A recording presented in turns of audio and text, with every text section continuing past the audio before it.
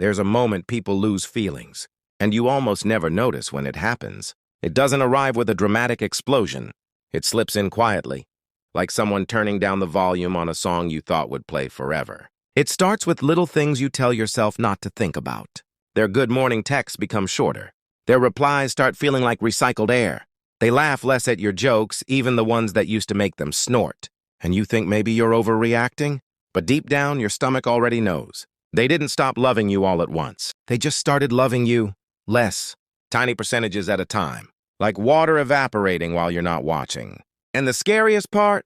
Your heart always notices before your mind is ready to admit it. At first, you try harder. You send longer messages. You over-explain yourself.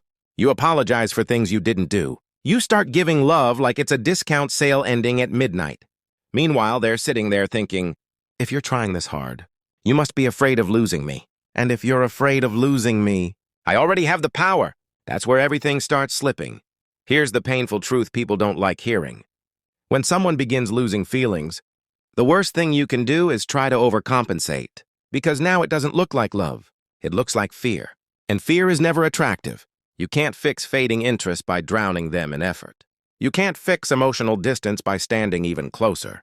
And you definitely can't fix someone's change of heart by sacrificing your own. But here's the part they don't tell you. The moment they lose feelings, you're not completely powerless.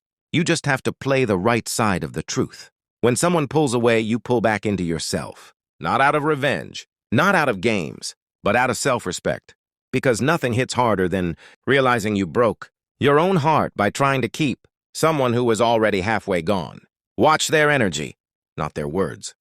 People losing feelings don't communicate it.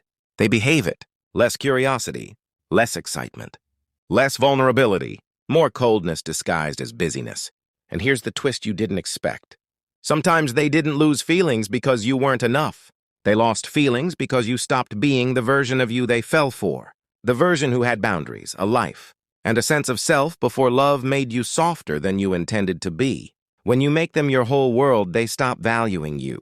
When you start chasing clarity, they stop offering it. When you treat them like they're irreplaceable, they start treating you like you are. So what do? You rebuild your presence. You become unpredictable again. You return to your standards, your habits, your life. You stop begging for effort. You start matching energy instead of feeding it. And suddenly they notice. Suddenly they feel the shift. Suddenly they wonder when you stop trying so hard. That's the moment. The power flips. That's when they either come back stronger, or you finally realize you deserved more than someone who couldn't keep loving you consistently. Either way, you stop losing yourself, and that is the beginning of everything you were meant to become.